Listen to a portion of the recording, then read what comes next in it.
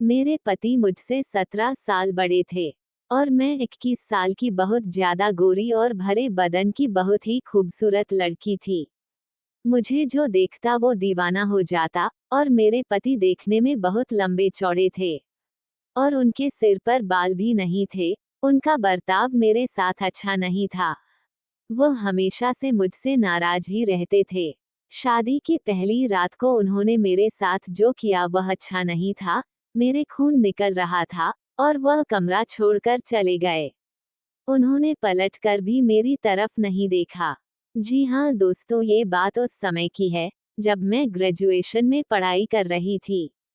मेरी बड़ी दीदी को लड़के वाले देखने आए थे। उन्होंने मेरी दीदी को पसंद कर लिया था और शादी फिक्स कर दी थी। मेरे माता पिता और हम लोग भी बहुत खुश थे।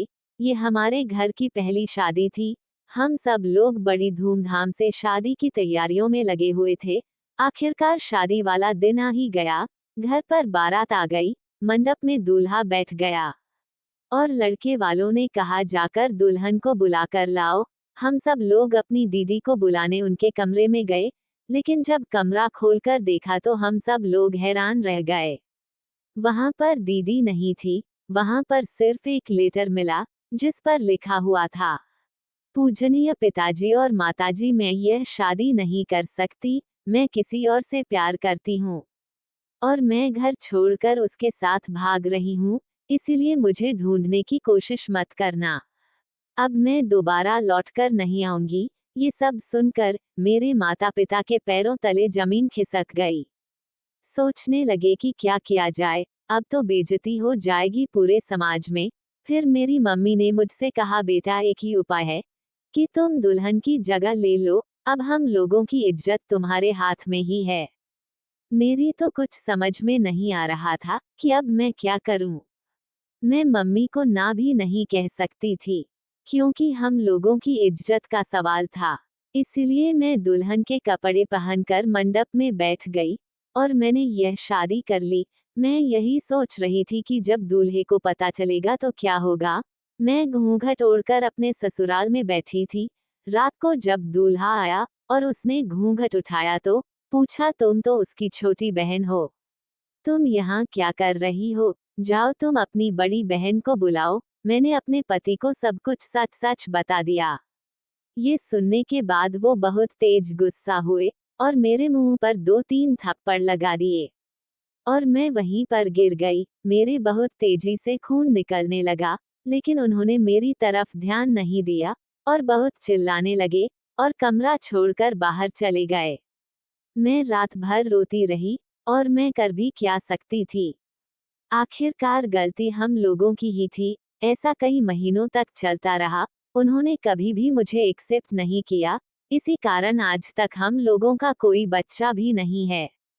मेरे पति बहुत अमीर थे। उनके पास पैसा दौलत सोना चांदी बहुत है, लेकिन बस हम लोगों के पास सुकून नहीं था। हम लोग जब भी बाजार जाते थे तो लोग मुझे उनकी बेटी समझ लिया करते थे। ये देखकर वह मुझसे और भी ज्यादा जल जाते थे। इसलिए वो मुझे कभी भी अपने साथ लेकर नहीं जाते थे। एक दिन मैंने पड़ोस में एक लड़के को देखा जो मुझे घूर रहा था। मैंने जब ध्यान से उसको देखा तो यह वही लड़का था जो मेरे साथ मेरे क्लास में पढ़ता था। उसका नाम रोहित था। हम लोग कभी एक साथ बैठकर बात कर लिया करते थे। मेरे पति से तो मेरी हमेशा लड़ाइयाँ ही होती थी। पूरा मोहल्ला हम लोगों पर हंसता था और हम लोगों की लड़ाइयों को देखकर मजे लेते थे। लेकिन केवल रोहित ही था जो मेरे दुख दर्द को समझता था। एक दिन मैं और रोहित घर के बाहर खड़े होकर बात कर रहे थे, तभी अचानक मेरे पति आ गए और उन्होंने हम दोनों को देख लिया।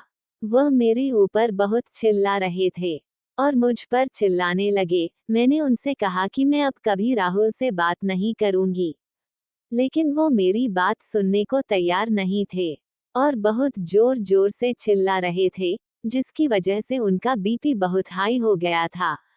वह चिल्लाते हुए जीने की तरफ जाने लगे, तभी उनका पैर फिसल गया। वह जीने से फिसलकर सीधा नीचे गिर पड़े। मेरी तो समझ में नहीं आ रहा था कि अब मैं क्या करूं। मैंने सोचा क्यों ना राहुल की मदद ली जाए।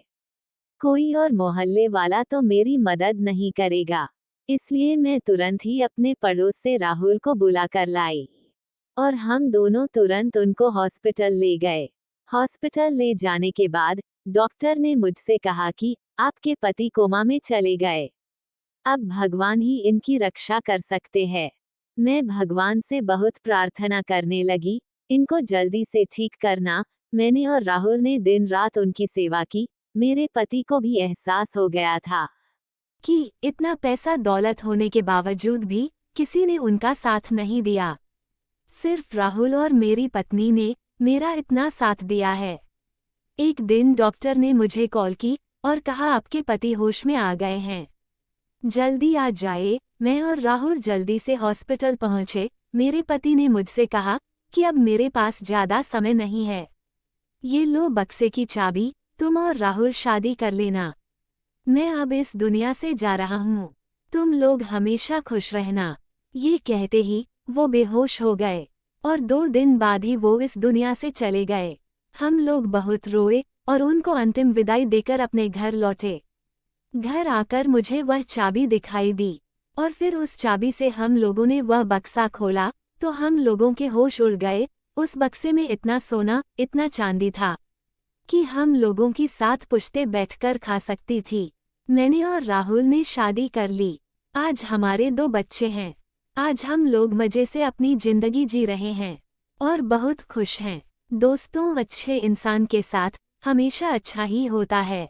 जिंदगी में आप सिर्फ भलाई करते रहिए, वह भलाई का फल आपको एक दिन जरूर मिलेगा। एक नई कहानी के साथ आपसे फिर मिलने जरूर आऊंगी। धन्यवाद दोस्तों।